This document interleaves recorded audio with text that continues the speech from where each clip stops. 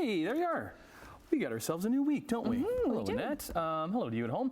It is the 22nd of July. Here's what we're working on this morning. What's next? After U.S. President Joe Biden announces that he will not seek re-election. LCBO stores are set to reopen tomorrow after a deal is reached with unionized workers. And there's a new #1 at the box office.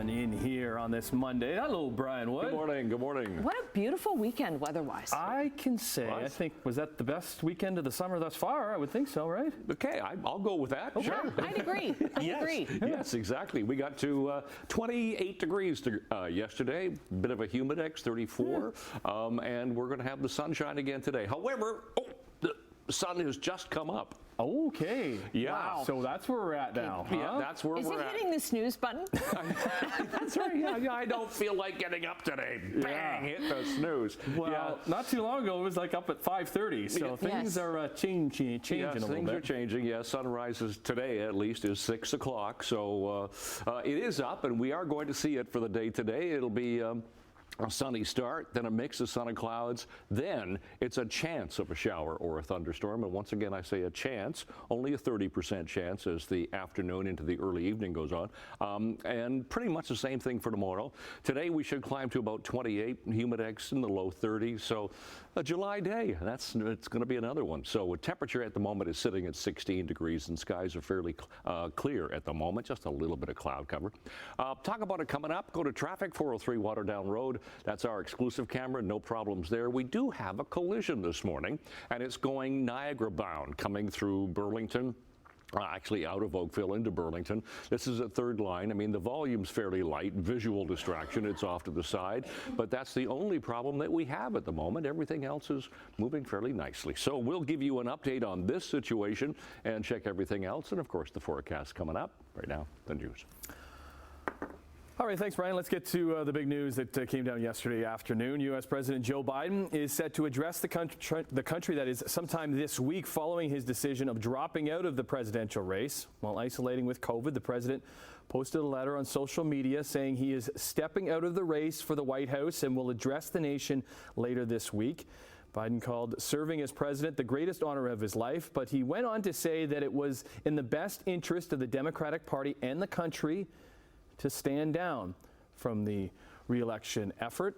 Biden said his focus will now be fulfilling presidential duties for the remainder of the term. Calls for Biden to step aside began to surface really following a disappointing performance in the June 27th debate against Donald Trump, shortly after announcing what will likely be the final chapter in his 50-plus year political career. Biden putting his support behind his running mate, Vice President Kamala Harris, to be the Democratic nominee.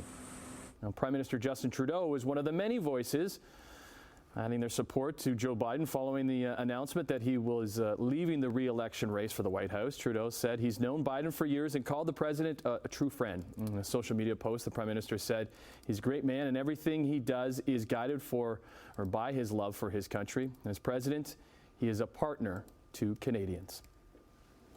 A group from the Survivors Secretariat of Brantford's Mohawk Institute is heading to Ottawa this morning. They've called an urgent meeting with Indigenous Services Canada. Their goal is to address cuts to their funding, which they hope will be resolved so that they can continue searching for the remains of residential school survivors. The Secretariat supports efforts to, quote, uncover, document, and share the truth about what happened at the Mohawk Institute during its 140-year-plus operation. It was the longest-running Indian residential school in Canada.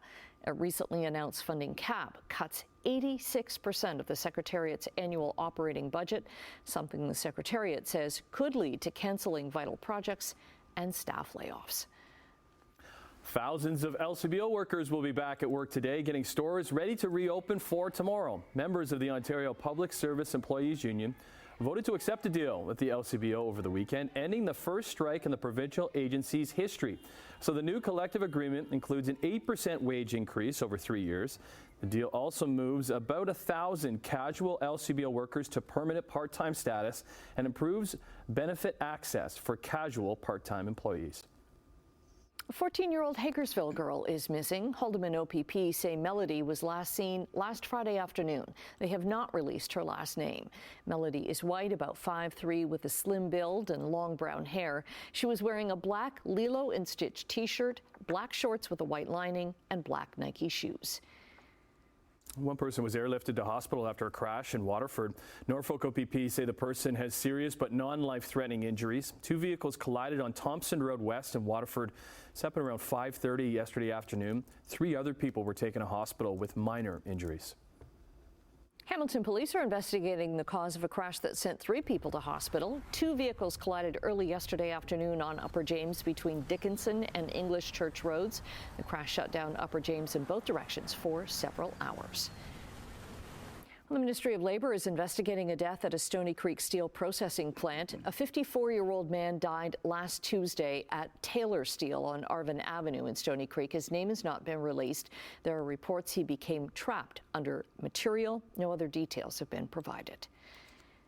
A Hamilton man has been charged with sex trafficking in the Greater Toronto area. Now, Peel police have released his photo because they believe there may be other victims. 31-year-old Mohammed Kareem Mohammed faces several charges, including trafficking a person under the age of 18 and assault with a weapon. Police say the victim was a teenage girl.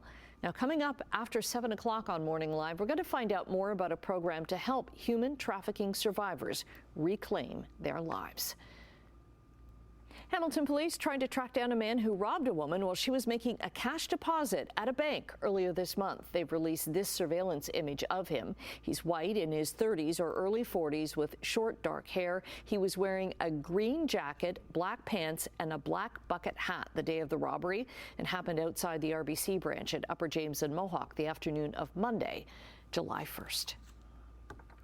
All right, let's get into sports. And coming off the slowest week in sports of the year, we are chock full of action this morning with the Olympics. Oh, they're looming at the end of the week. Big win for the Ticats on Saturday night against their rivals, the Argos, for their first win of the year. I'll get more on that coming up next hour. But the Roomies, Forge FC, were on the road yesterday in Calgary against their rivals. They'll look for a near immediate response. It's their captain from the corner in towards the near post, and that's an own goal. After Cavalry opened the scoring in the 57th minute, the Hammers would get the equalizer just a minute later thanks to an own goal after captain Kyle Becker's corner would be accidentally headed in by Tom Field to tie the match at 1. Plenty of chances in this one, with Forge having numerous opportunities to take the lead. They would hit the post trying for the winner coming up right here, but despite the Hammers going down a man, it would stay level and finish in a 1-1 draw. Forge, they stay in the 3rd spot in the CPL. They host Halifax Saturday at Tim Hortons Field. Goes for 40. Calgary knocking on the door again. Mayer gets it away. Has a completion. Touchdown. And we stay in Calgary, checking on the Stampeders, who hosted the BC Lions to wrap up Week 7 of the CFL season. And QB Jake Meyer would toss 3 touchdown passes, including that one to Clark Barnes in the 4th quarter, which would be the game winner. Calgary, they hold off the Lions 25-24 to move to 3-3. Lions, they drop to 5-2. That's not a good word in hitting. Don't want to hurry. High in the air to left. Did he get enough of it? He sure did. Blue Jays' George Springer, he was the hero down at the Dome yesterday as Toronto was hoping to avoid getting swept by the Tigers, as he would hit a leadoff home run right there to get things started, and then follow that up with a 2-run shot the next time he came to the plate in the 3rd, his 13th of the season. He's really started to come on past 20 games or so after a horrific start. Now, later in the game, Jays up by only 1 run at this point, and Dalton Varsho showed once again why he is one of the best defenders in the entire league. This one, he hit deep to left field. He goes up and gets it, taking away extra bases, and secures the 5-4 win. Jays take it. Toronto has a day off today before Tampa arrives tomorrow. Shoffley had some cushion. Par good enough for this 2-shot win.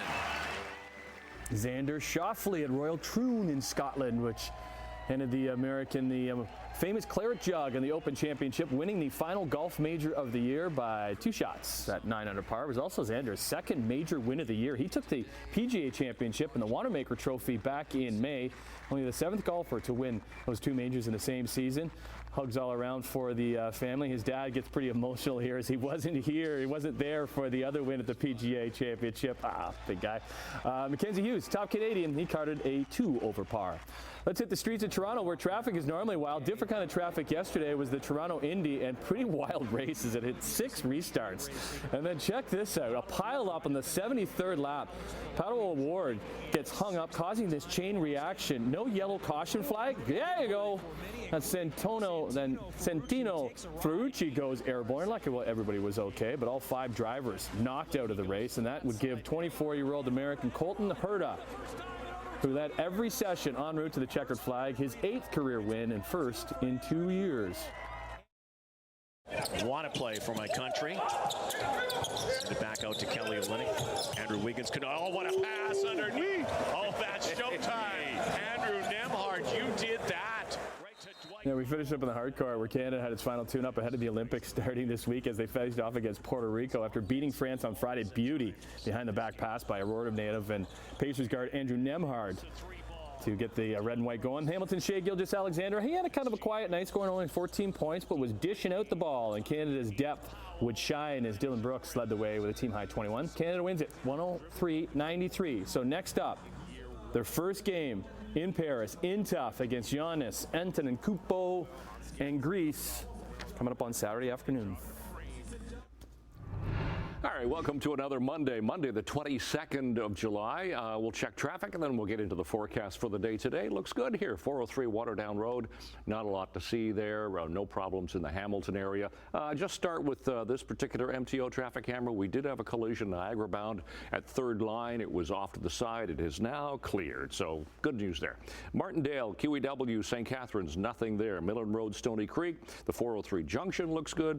The Ford plant all the way through to Etobicoke Creek. We got nothing going on right now, which is good, so take it carefully, please. Temperature at the moment, we're sitting at 16 degrees to start the morning. We have lots of sunshine. The winds are calm. The relative humidity is, well, not too bad at 83%. Ridge of high pressure to the north. What we're dealing with now is a low pressure system coming up the East Coast. Now that could give us a little instability along with the humidity today. Give us a chance of a shower or a thunderstorm. It's only a slim chance, 30% today. Pretty much the same thing for tomorrow. 30% chance of showers and thunderstorms for the day tomorrow with that other low pressure system going by us. Today, temperature 27, 28, even 29 degrees. There's that sun that will start the morning here. Nice start to the day, but then there's that chance of a shower thunderstorm later on into the late afternoon, into the evening hours.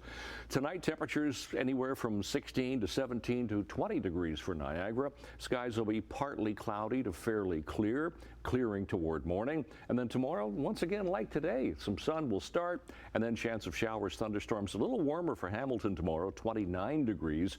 Humidex about 34. So a little warmer, a little stickier, but once again, same scenario. Halton Peel, Toronto should get the thunderstorms later on, so not showing up there for tomorrow's graphic. So out the door, 22nd of July already. Temperature is 16. We do have light winds, and we've got the sunshine this morning. And we'll look at the long-range forecast coming up. Annette, Tim. We got Emily Vukovic back in the mix. Hi. Hello. Good morning. How was the week? So good. Yeah. I'm glad to be back contributing to society. Yeah. Oh, no, you put some posts on social media. You were contributing last week, weren't I you? was working Yeah. a little bit. Okay. Let up working it, maybe. I gotcha.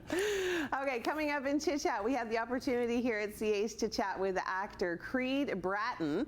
We're going to be taking a look at a brand new Spotify playlist that involves the Wolverine and Deadpool, and we're going to be checking out the latest in box office numbers. Because I think that comes out this week, doesn't it? Wolverine. Yeah, Friday. Yeah, Friday. Okay, all right. Okay, we'll see the couch in a little bit. I'll be there. Good to have you back. All right, coming up after the break. Parents, you may have to check the pantry this morning. One flavor of a baby cereal brand is being recalled for a possible bacteria contamination. We'll have that and other business news in 2. Okay, here we go on your Monday morning. Coming up on 6:17. Here's some numbers for you. Canadian dollar lost 5 basis points. It's trading overseas this morning at 72.70 cents US. Gold up $3, 24.0210 an ounce. Crude oil up 27 cents, 80.40 a barrel. Off to Europe we go. Trading up across the board. Hey, Europe, by the way, in London, Frankfurt, and Paris. Paris getting ready for a big week. On Friday, yep. The markets in Asia were down in Tokyo today, up in Hong Kong, down in Shanghai. Checking North American markets, the TSX will reopen this morning after slipping 36 points on Friday. The Dow was down triple digits, and so was the Nasdaq. Be interesting to see if Joe Biden's announcement yesterday affects the markets. We'll keep an eye on that for you. Other business news this morning, a baby cereal is being recalled due to possible contamination. So the recall affects one type of Calgary-based baby gourmet foods cereal, banana raisin oatmeal organic whole grain. So the Canadian Food Inspection Agency says the recall was triggered by agency test results. So the bacteria, it's a chronobacter. It's a naturally occurring bacteria sometimes found in dry foods like these. Agency says, well, infections, very rare. They can be fatal for infants. So no other baby gourmet or little gourmet products are affected and no illnesses have been reported. After 12 people across Canada, including 10 in Ontario, got sick from drinking vegan milk contaminated with listeria, marketing experts say the two brands involved in the recall, Danone and Walmart, should apologize quickly to regain consumer trust. Both companies are investigating the cause of the outbreak, which killed 2 people in Ontario. Marketing professors say both should follow the lead of Maple Leaf Foods. After a deadly 2008 listeria outbreak involving its deli meats, it offered a sincere apology, resolved to find out what went wrong, and promised to not let it happen again. Another recall, 67,000 Hyundai vehicles are being recalled in North America. Nearly 8,000 of those are in Canada. So this is the result of 2 separate recalls. The first one includes recent Genesis, Elantra, Kona, and Volster models. They have fuel pumps that could fail and cause the vehicle to stop moving. Second recall is for 2024 Santa Fe's software error in their transmission. That could cause the vehicle to roll away when it is parked. Bank of Canada is set to release its next interest rate decision day after tomorrow, on Wednesday. Economists and market watchers say chances are pretty good that the bank is going to announce another interest rate cut after the inflation rate dropped to 2.7% in June. A rise in unemployment and slower retail sales also support the prospect of a cut.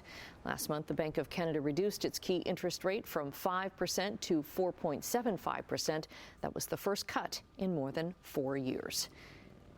So there could be a strike by Disneyland employees. Nearly 10,000 theme park workers in California have voted to give their union a strong strike mandate. Employees say wages haven't kept up with the rising costs of living in the state of California. Their contract expired in June. Union and Disney officials plan to meet again today and tomorrow to kind of continue bargaining.